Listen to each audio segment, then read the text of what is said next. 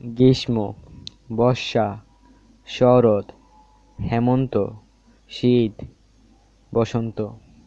এই যে ৬টি ঋতু, এই ৬টি ঋতুর ইংরেজিতে আমরা কি নাম জানি?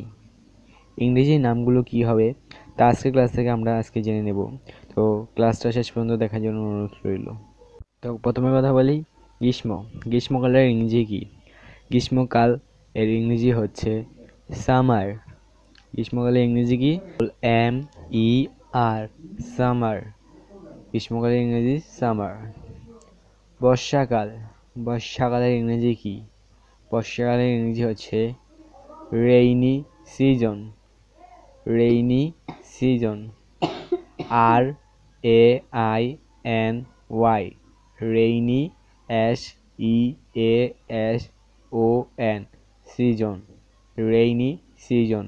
রেইনি সিজন অর্থ বর্ষাকাল। শরৎকাল, এটির ইংরেজি হচ্ছে অটম। শরৎকালের ইংরেজি কি? অটম।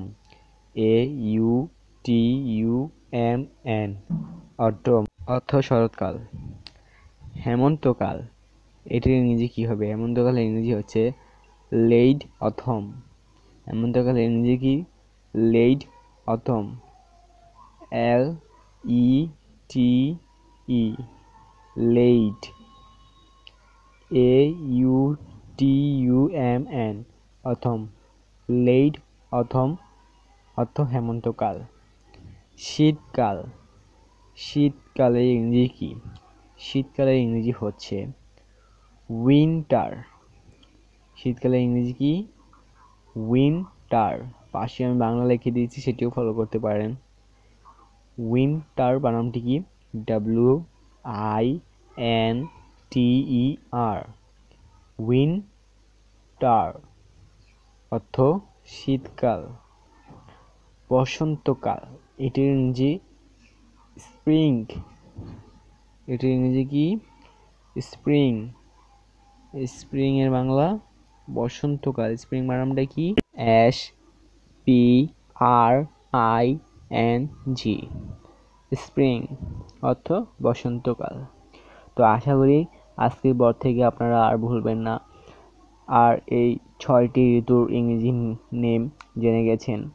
তো এগুলো মনে রাখবেন, আমাদের জানা উচিত। তো গ্রীষ্ম, বর্ষা, শরৎ, হেমন্ত, শীত, বসন্ত। তো এই ৬টি কাল এর ইংরেজি আমরা আজকে ক্লাস থেকে জেনে নিলাম। তো আজকের ক্লাসটা ভালো লাগলে অবশ্যই একটি লাইক এবং কমেন্ট করে দেবেন এবং আজকের ভিডিওটা শেয়ার করে দিবেন। আর যারা এখনো চ্যানেলকে সাবস্ক্রাইব করেনি অবশ্যই সাবস্ক্রাইব করে আমাদের পাশে থাকবেন এবং পাশে থাকা বেল আইকনটা অন করে রাখবেন, যাতে আমার পরবর্তী ভিডিওগুলো আপনাদের কাছে পৌঁছে যাবে। আল্লাহ হাফিজ।